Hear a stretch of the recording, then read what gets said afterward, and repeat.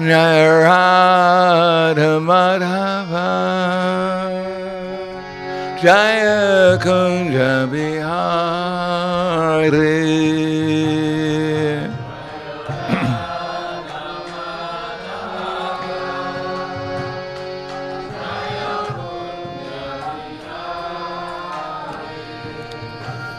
Jaya Radha Madhava Jaya Kunja Bihari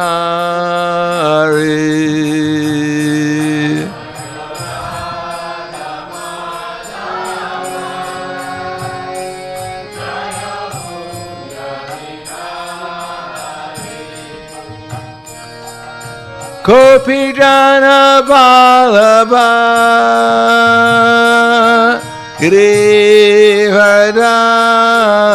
Grivadari Jaya Grivadari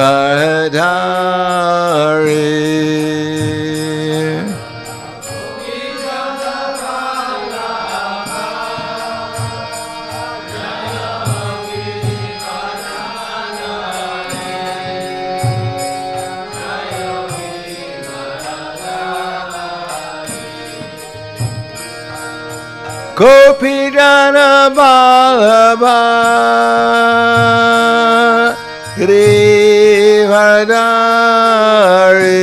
Grivadari Jaya Grivadari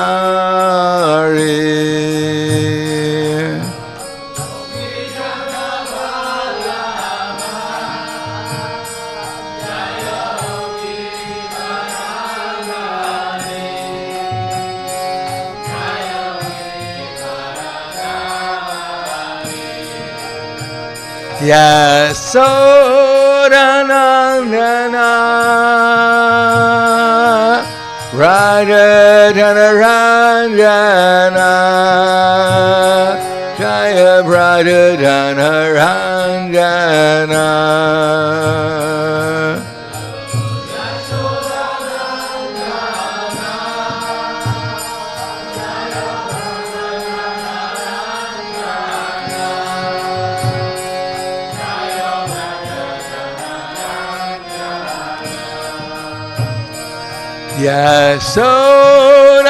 Yasodanandana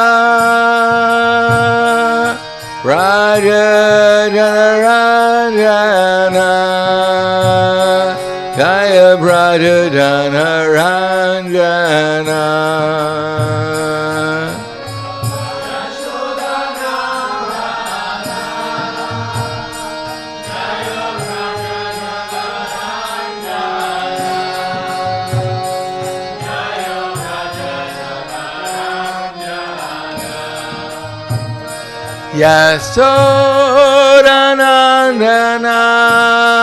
Yasodanandana Raja Janaranjana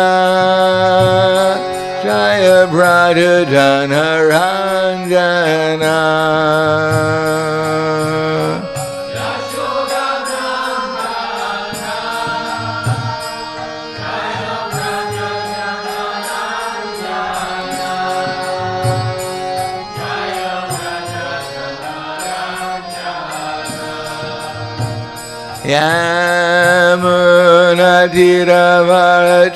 Yamunatiravachari Jaya Kunja Bihari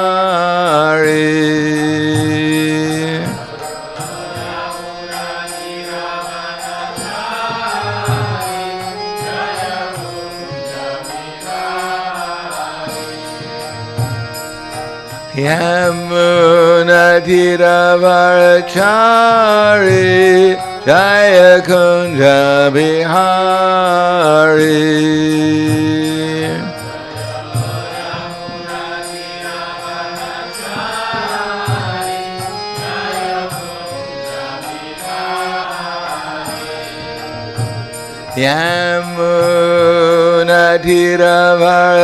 Yamunatiravachari Jaya Kunja Bihari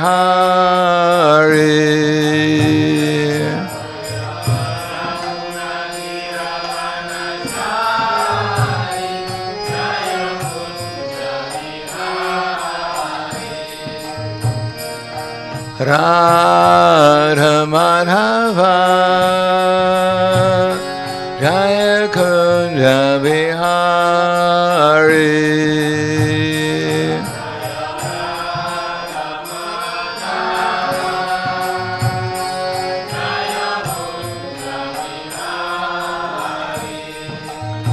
Jaya Radha Madhava. Jaya Kunja Bihari.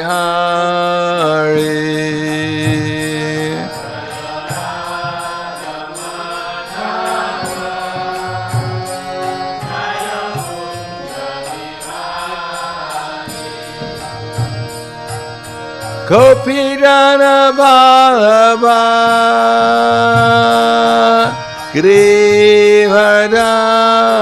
Grivadari. Jaya Grivadari.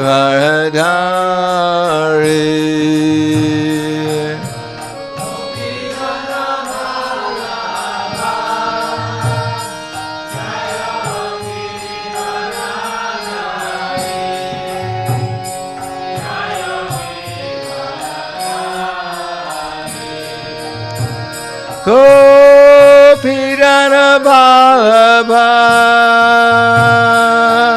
Grivadari.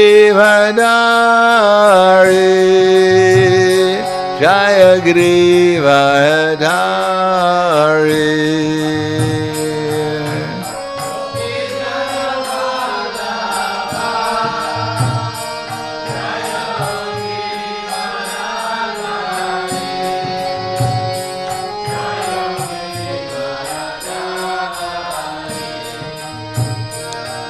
Gopidana Ballabha Grivadari. Jaya Grivadari.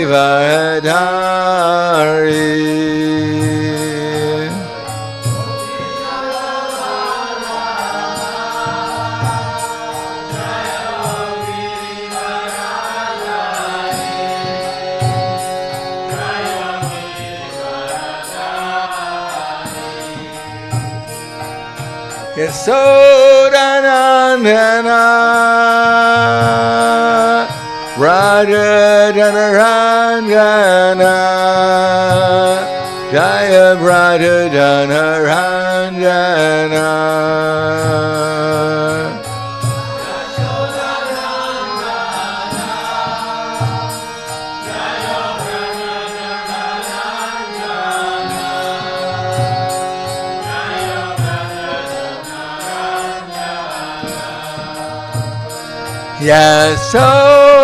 Yasodanandana Raja Janaranjana. Jaya Raja Janaranjana.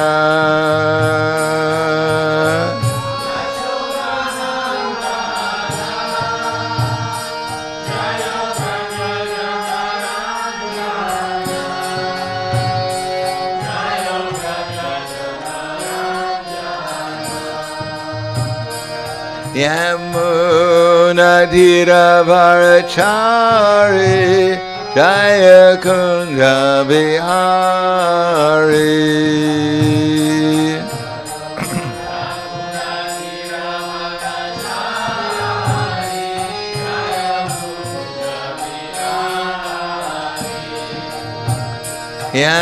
Yamuna Dhiravarachari.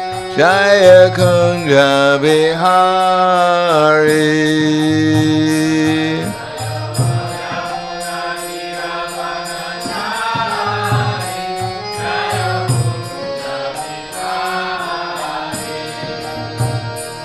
Yamuna Dhiravarachari. Jaya Kunja Bihari.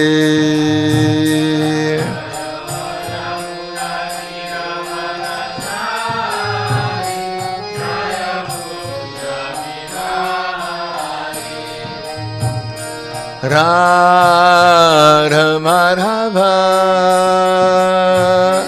Jaya Kunja Bihari.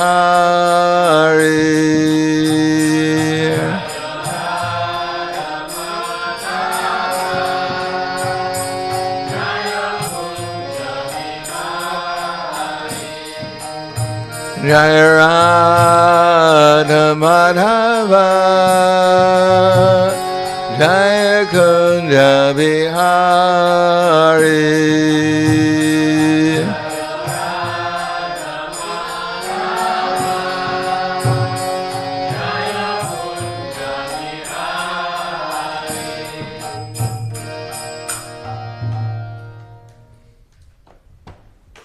Jayam Vishnupad Paramahansa Brahmadakacharya Asadhara Satushi Shiman His Divine Grace Shalasi Bhaktivedanta Swami Raj Srila Prabhupada Ki Jai Gaur Premanande Haribo Slava Zarani Bhakta Slava Shri Guru Shri Gurangi Om Vishnu Padaya Krishna Vrastai Bhute Srimate Bhaktivedanta Swami Tinamane Namaste Saraswati Deve Gauravani Vacharane Nirvishesha Srinivadi Paskadyade Siddharane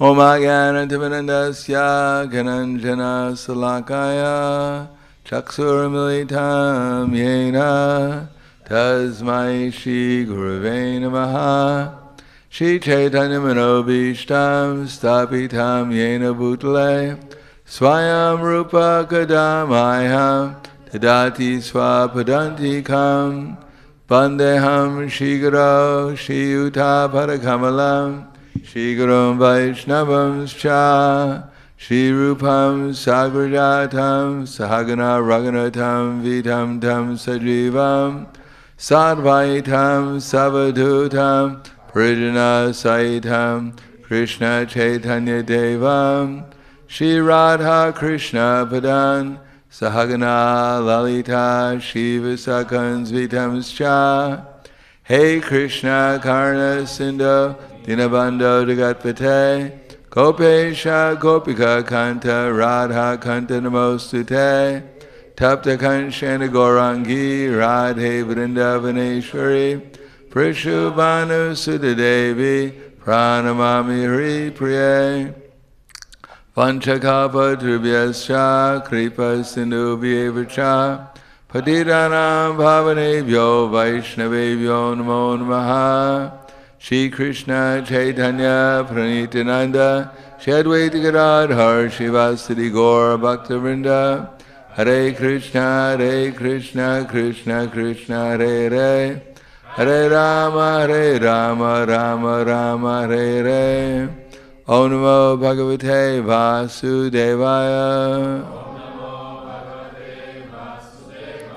Om Namo Bhagavate Vasudevaya Om Namo Bhagavate Vasudevaya Srimad Bhagavatam, Canto 9, Chapter 5, Durvasa Muni's Life Spared, Text number 7. Tvat tejasa, let's see,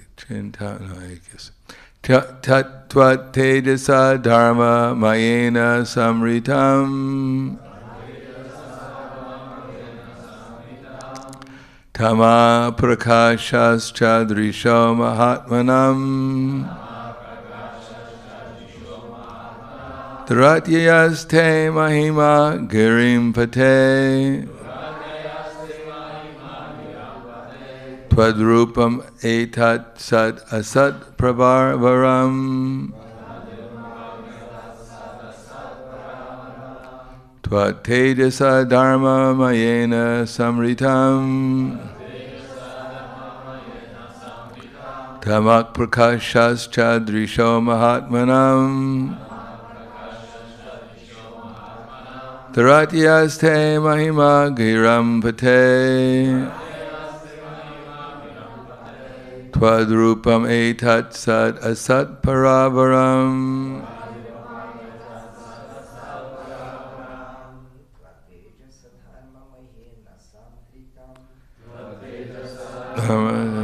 Samritam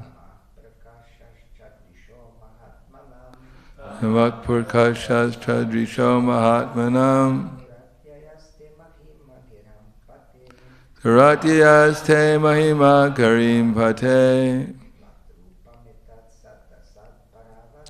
Twadrupam etat sadasat paravaram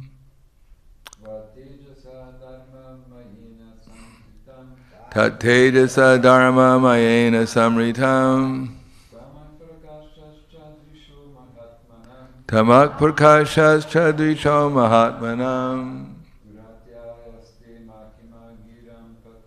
Radyaste mahima giram pate. Tvarupam etat sadasat paravaram. Ladies.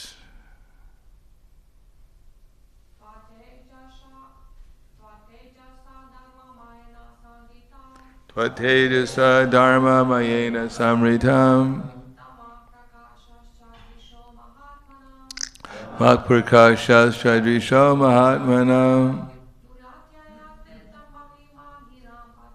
Radyaste mahima giram pate. Tvarupam etat sadasat paravaram.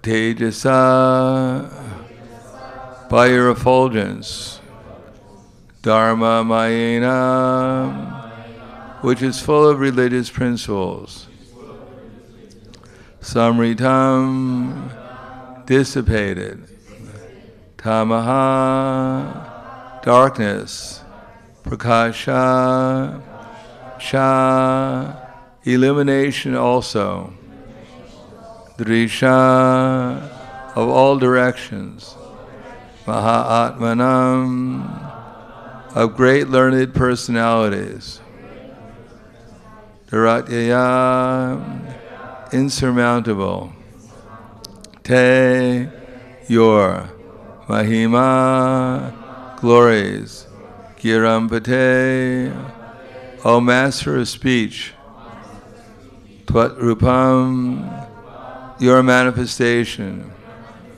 Etat, this, Sat Asat, manifested and unmanifested,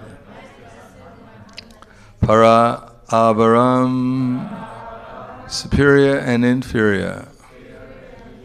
Translation and purport by His Divine Grace, A.C. Bhaktivedanta Swami Srila Prabhupada. O Master of Speech, by your effulgence, full of religious principles, the darkness of the world is dissipated, and the knowledge of learned persons or great souls is manifested. Indeed, no one can surpass your effulgence, for all things, manifested and unmanifested, gross and subtle, superior and inferior, are but various forms of you that are manifested by your effulgence. Purport. Without illumination, nothing can be seen, especially in this material world. The illumination in this world emanates from the effulgence of Sudarshana, the original vision of the Supreme Personality of Godhead. The illuminating principles of the sun, the moon, and fire emanate from Sudarshana. Similarly, illumination by knowledge also comes from Sudarshana, because with the illumination of Sudarshana, one can distinguish one thing from another, the superior from the inferior. Generally, people accept a powerful yogi like Durvasa Muni as wonderful, wonderfully superior. But if such a person is chased by the Sudarshana chakra, one can see his real identity and understand how inferior he is because of his dealings with devotees. O Master of Speech, by your effulgence, full of religious principles, the darkness of the world is dissipated, and the knowledge of learned persons or great souls is manifested. Indeed, no one can surpass your effulgence, for all things, manifested and unmanifested, gross and subtle, superior and inferior, are but various forms of you that are manifested by your effulgence. Namo Vishnu Padaya Krishna Prastaya Bhutale Srimate Bhaktivedanta Swami Namane Namaste Saraswatam Deve Gauravani Vicharane Nirvishesha Srinivadi Paskatya De Satarne. So to understand something, one has to test it.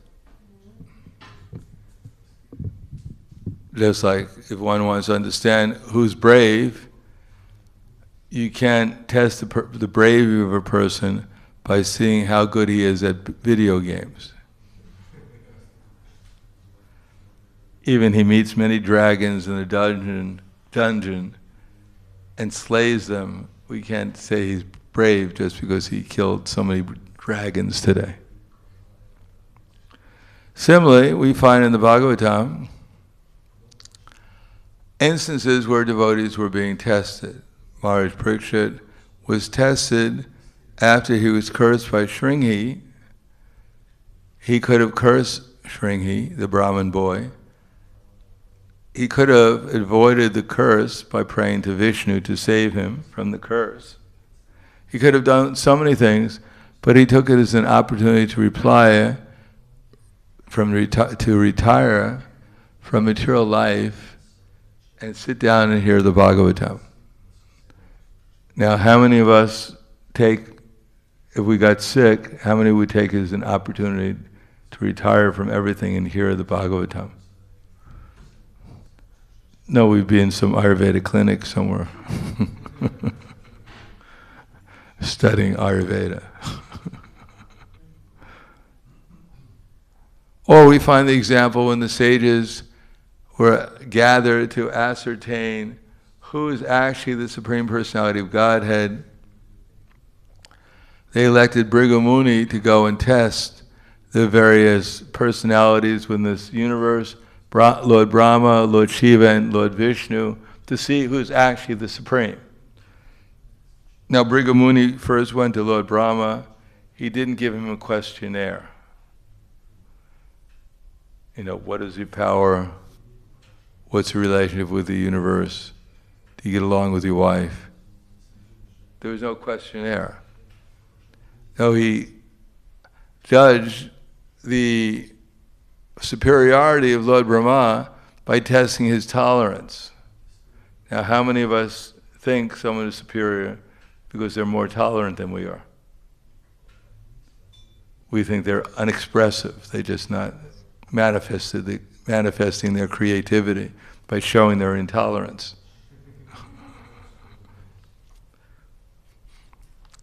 But that was the criteria to find out who is actually superior, by seeing when they're put into some unfavorable circumstance, how much they can tolerate.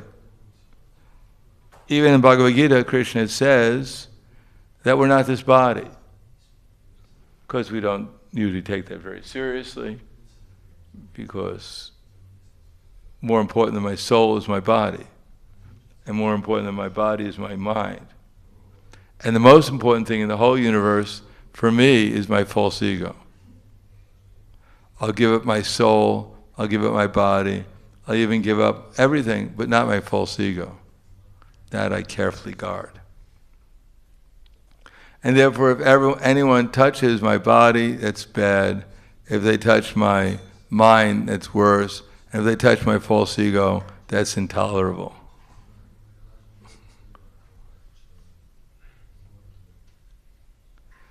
So Lord Bhrigu Muni, he didn't pay any respect when he saw his father, Lord Brahma, and Lord Brahma immediately became angry. Because his son, at least in the Vedic culture, is supposed to show some respect when he sees his father. That's ancient history, of course. In any case, Lord Brahma became very disturbed, and he was going to curse Bhrigu Muni, but his great intelligence put out his materialistic mind. Just like sometimes fire is brewing, but great amounts of water can put it out. So the fire of agitation, Lord Brahma's mind, was put out by the sobering water of Brahma's intelligence. But Bhrigu Muni didn't wait around to see what Lord Brahma's further reaction would be. Instead, he went to visit his brother, Lord Shiva, in Mount Kailas. So on Mount Kailas, Lord Shiva came and he saw his brother. Oh, brother, Bhrigu Muni, so nice you've come to Kailash, let me embrace you. And Bhrigu Muni said, stop, you dirty, no good for nothing. He said, you're covered with ashes, don't touch me, you're impure. Besides that, you're ghostly haunted because you make friends with so many ghosts and hobgoblins and etc. Don't touch me. So this is quite an insult. Your brother comes to visit you and say, go away, don't touch me, you dirty, good for nothing. Not exactly the most friendly greeting you can have. So Lord Shiva, he became angry, took up his trident and said, well, here is my welcome. And he was going to throw it at Bhrigu Muni and kill him. But Parvati fell down at Lord Shiva's feet, begged him to forgive his brother, and Bhrigu Muni left. So this time, Bhrigu Muni was insulted Lord Shiva, his brother, and Lord Shiva couldn't tolerate the insult. And then Bhrigu Muni went to the Swetadweep, where Lord Vishnu resides, in the ocean of milk. And he burst into his room. And Lord Vishnu was lying on the bed, and Lakshmi Devi was massaging his lotus feet. And Bhrigu Muni went right up to Lord Vishnu and kicked him in the chest. So, imagine you're about to go to sleep and someone enters the room and kicks you in the chest. What do you think? Can you kick the other side and make it even? I mean, it's a little... But what did Lord Vishnu do? He immediately got up and he paid his respects to the Brahmin, Bhrigu Muni, put him on his bed and started to massage his foot. So, my dear Bhrigu Muni, forgive me, I didn't notice you enter into the room. I should have paid you respects before. I hope that your lotus-like foot wasn't hurt by my thunderbolt-like chest. Please let me massage it. So now that you've come to my Vaikuntha planet, please stay here and purify it and give us your mercy. So Bhrigu Muni was quite surprised. Generally speaking, when someone kicks someone else, they don't bow down and start massaging the person's foot. So Bhrigu Muni went back to the sages in the meeting, and he told them that actually Lord Vishnu, he's superior to everyone else because he's the most tolerant. He exists on the spiritual platform, and therefore he's not disturbed at all by anything going on in the material world. Now for those who are materialists, they're trained up to become disturbed about everything. Now we may say maybe not disturbed, but if you see something you don't have and you want it, it's a disturbance. And if you think, I had something but I lost it, that's also a disturbance. As a matter of fact, everything else except for either Brahman or Paramatma or Bhagavan consciousness is just disturbances. But we're so used to being disturbed that we think it's completely normal. But the Vedic culture is meant to make people undisturbed. But one has to understand that. We come to the platform, we come to the process of Krishna consciousness, for instance, we have to understand what we're trying to achieve. If we don't understand what we're trying to achieve, we don't know if we're achieving it or not.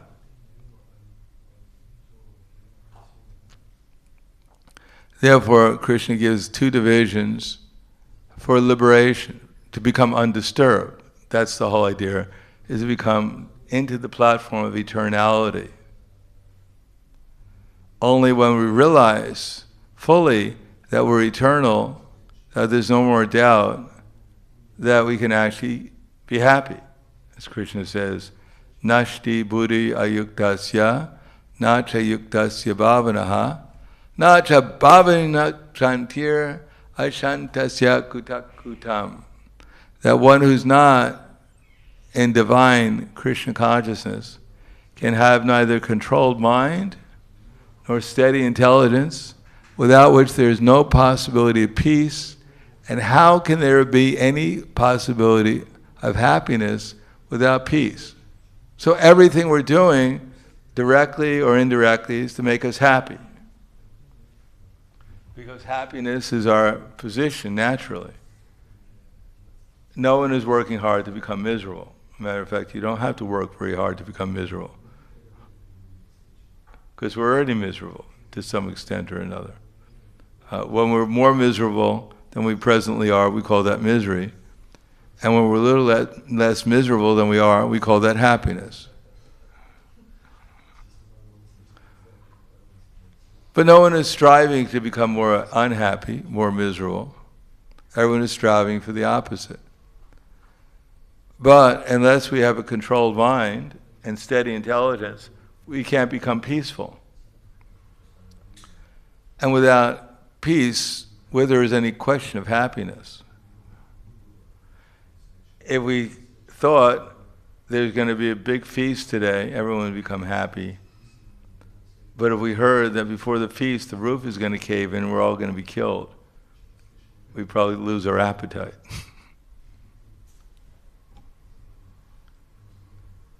So happiness demands, peace demands that we feel some security. As a matter of fact, when they did a survey for all the people what they wanted in their occupation, the first priority was security. So everyone wants to become secure, but why are we not secure? So Janaka Pandit, from the material point of view, says, Matrivat paradareshu, paradvareshu lostravat, atmavat sarabhuteshu, ikpashiti sapanditaha. Why we're not peaceful? Why? Because we're envious. That's why we're not peaceful. But me, I'm not envious. I love everyone. But if we love everyone, then why do we look around and we think, why does this person have something I don't have? And feel bad about it. How many people look around and they think, well, this person's more famous than I am. I feel great about it. Or this person got an extra samosa. It makes me feel good. How many people are happy when they see others happy? So the first thing is matrivat, actually it's in reverse order, but generally speaking, paradvareshu lostravat.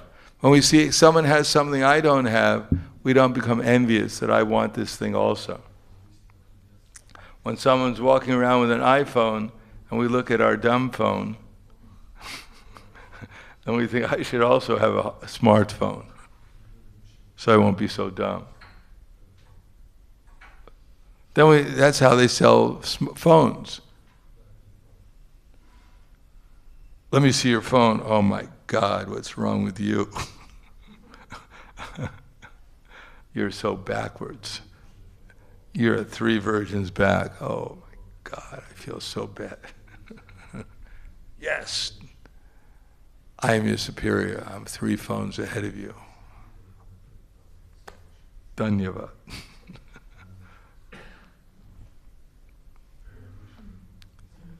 So everyone is envious because they see someone has something they don't have.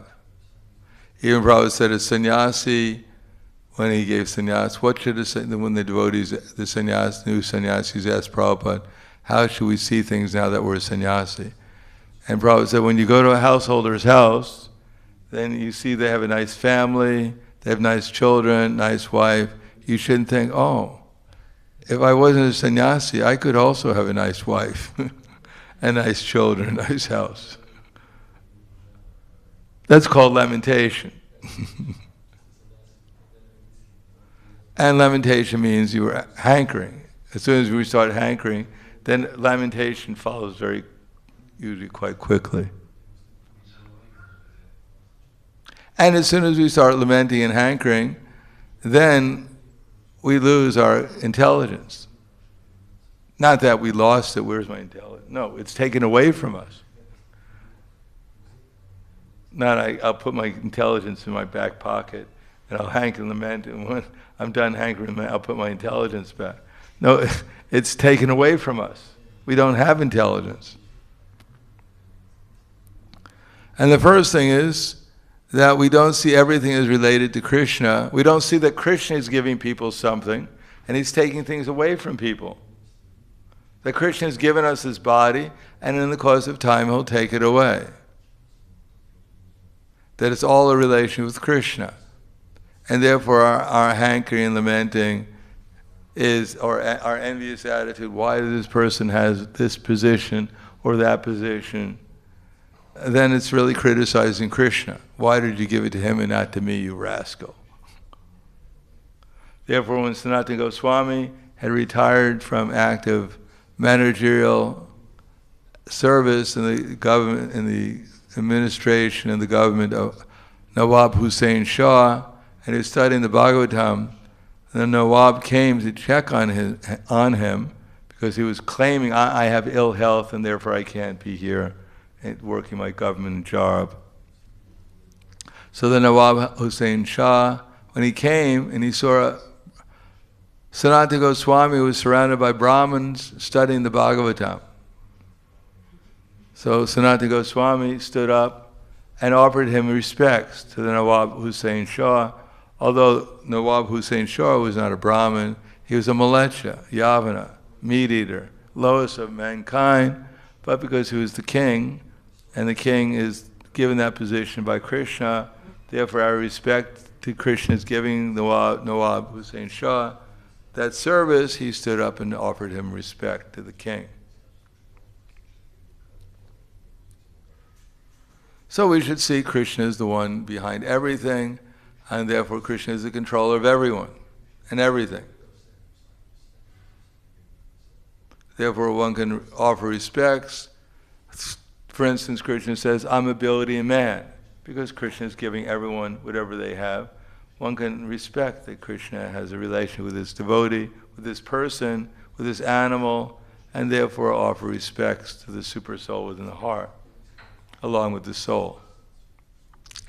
And matrivat paradareshu, one should not think, look at every lady or every man with the idea of exploiting them.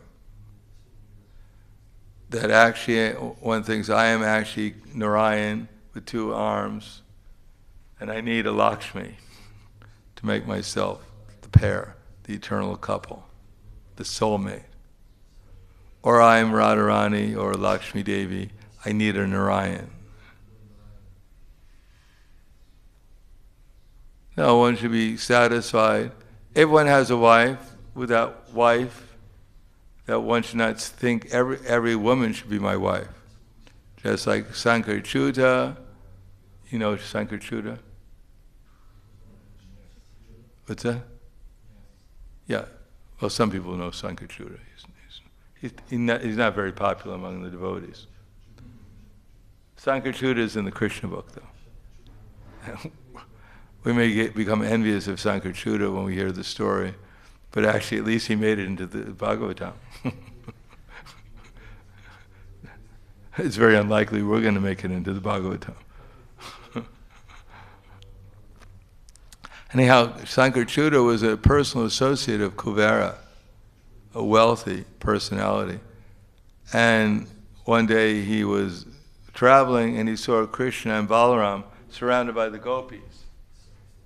And he decided that why these two poor cowherd boys, why are they taking care of all these gopis?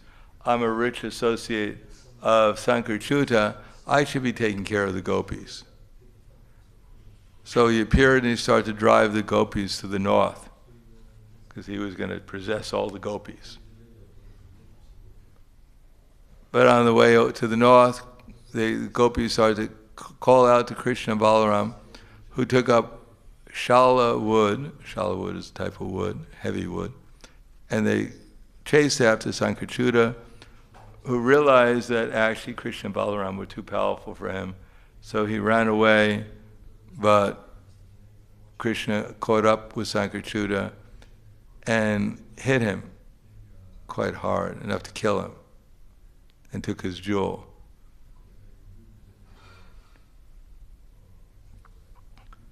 So, and it probably writes in the purport that every rich person thinks that all women are meant to be enjoyed by himself.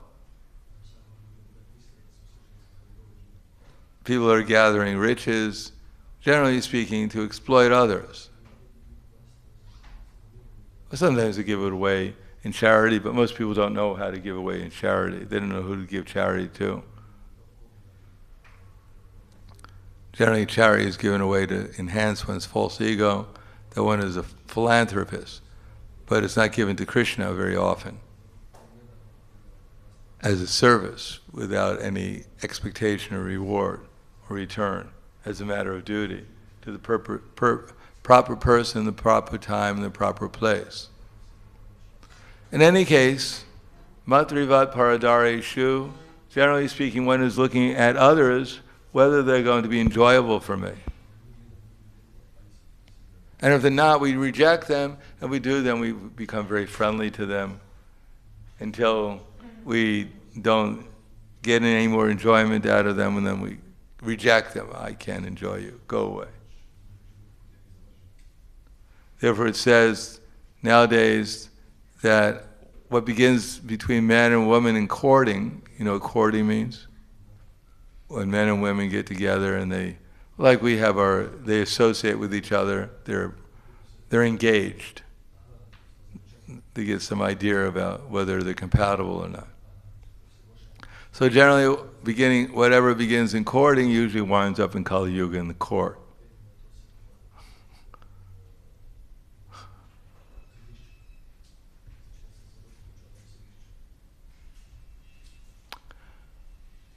So, matrivat paradareshu, paradvareshu lostravat, atmavat sarabhuteshu.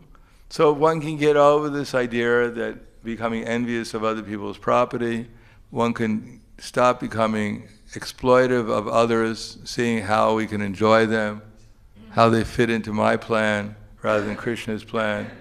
Then one can actually see all living entities as spiritual beings and treat them not according to what I desire, but according to what Krishna wants. Krishna can give intelligence, but we can actually serve them by helping them become conscious of Krishna. And on the higher level, Bhoktaram yagatapasam sarva loka maheshwaram suridam sarva bhutanam gyatvamam chantim richati. For those who are on the devotional level, they see all properties belonging to Krishna. Therefore there's no hankering for other people's property, because it's all Krishna's. We can't get anything, and we can't lose anything, because everything eternally remains Krishna's. And everything is meant for Krishna's service, therefore we should find out what Krishna wants us to do through his representatives, because Krishna is the actual enjoyer. If Krishna enjoys, then everyone is benefited. Just like if you feed food to the stomach, then the food is delivered to all the different parts of the body. Or if you water the root of the tree, then the water goes to all the different parts of the body. So only by serving Krishna is anyone actually benefited. And Krishna is the real friend of everyone. Krishna is the well-wisher, and one who dovetails his desires and his activities with Krishna actually does things beneficial for oneself and for everyone else. Because whatever Krishna asks us to do is really beneficial for everyone. Now, of course, Arjuna, he was under Krishna's direction, and he was killing so many people on the battlefield. So how was that beneficial for the people? Krishna told Arjuna, kill this one, kill that one. Is that beneficial? Yes, it was beneficial, because actually no one died. They were just changing their dress, and because it was done under Krishna's direction, therefore people got a superior existence in their next lifetime, because of Krishna's mercy. So whatever Krishna does is good.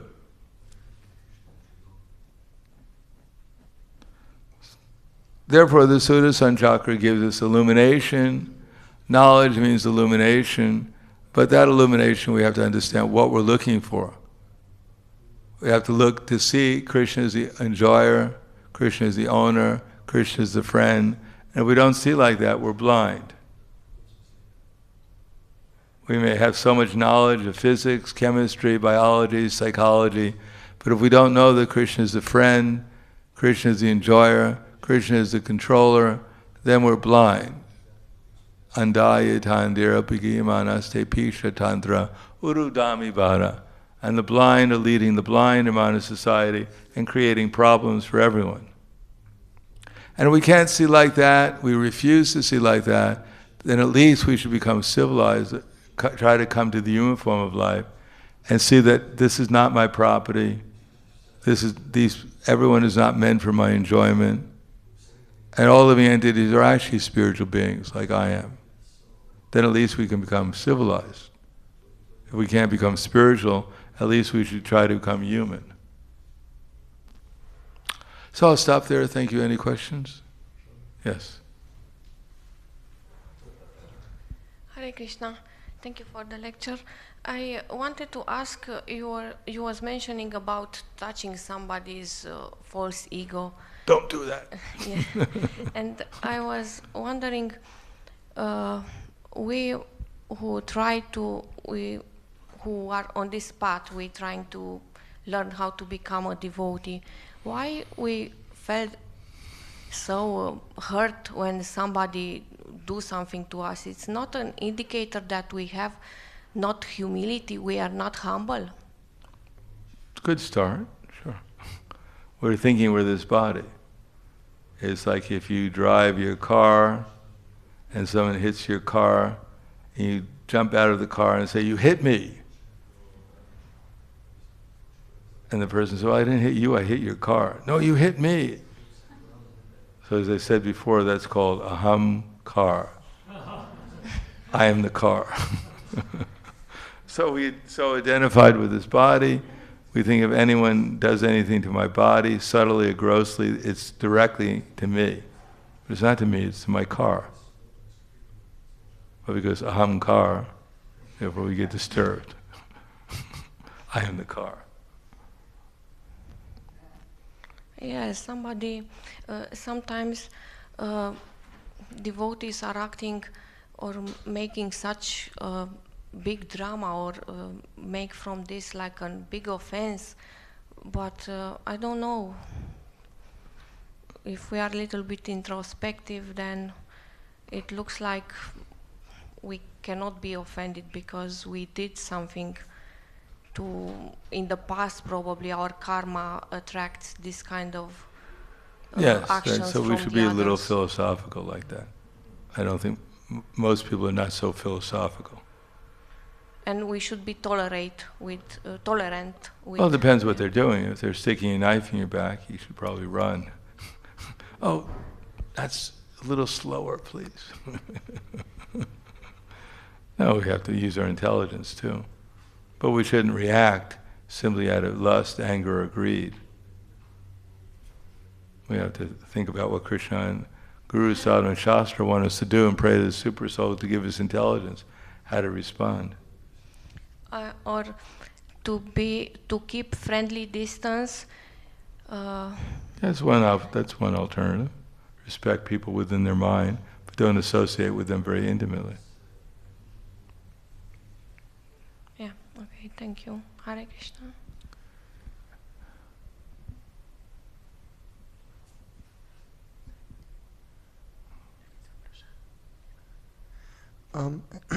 Hare Krishna, there are some questions on the internet. Bhakti-yoga Tilburg Prabhu is asking, Hare Krishna Maharaj, thank you for the class. Question, how to understand which things we have to tolerate in different stages of our spiritual life? For instance, in the beginning of our spiritual life, maybe we cannot tolerate so many things because they can harm our spiritual development, like association with materialistic people in a job. Well, if you have a job, then you have to be Krishna conscious, but it's not that you don't tolerate. It's not that someone at the job says something, immediately jump on the person and cut his tongue out. You have to be a little tolerant. But generally speaking, in our normal activities, the thing we don't tolerate is blasphemy against devotees or against Krishna. But we have to act accordingly. For instance, either we try to defeat the person by arguments. We can't do that, then we generally go away in this. We try to leave their association. We don't take other alternatives. So, tolerance. Now, if someone attacks our body, then we may have to defend our body in the consciousness that this body belongs to Krishna. And therefore we have to defend it. Not that it belongs to me, but if we think it belongs to Krishna, then we have to defend it.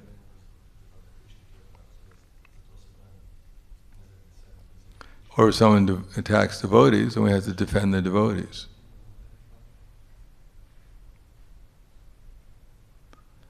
Anything else? There is another question in internet. Does the practice of fake it, you make it, does the practice fake it till you make it work in becoming more tolerant? I guess so, I don't know. If you're tolerant, you're tolerant. Of course you have to, it's good practice. But I don't know if you're, to be tolerant, if you're actually faking it, how do you fake being tolerant? You may think, I'm going to count to 1, 2, 3, I'm going to tolerate, but that's, how can you be faking it? If you're tolerant, you're tolerant. Because if you're faking tolerant and then you hide the fact that you're about to explode, and then after the situation goes away, someone comes up to you and you start yelling at them for no reason, it probably is not faking it very well. So one should learn how to introduce Krishna consciousness within one's consciousness. Otherwise, Krishna says, one who restrains his senses and fixes his consciousness upon me is known as a man of steady intelligence. On the other hand, Krishna also says, one who restrains his senses of action, but his mind dwells on sense objects, certainly deludes himself and is called a pretender. On the other hand, one who engages his active organs and works of devotion without attachment, he is by far superior. So just tolerating artificially won't work very well. It's like grabbing hold of a crocodile's mouth and holding it, but as soon as you let go, it'll devour you. So just tolerating.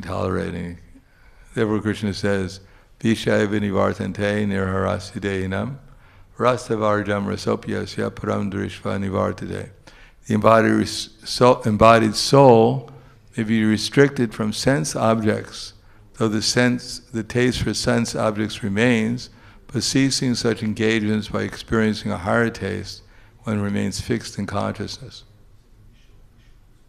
So sense objects don't only mean lust, it also means greed and anger and delusion, all kinds of things. So we have to introduce Krishna consciousness if we actually want to be tolerant. Hvala Grantaraj Srimad Bhagavatam ki jai, Srila Prabhupada ki jai, Gaur Premanande.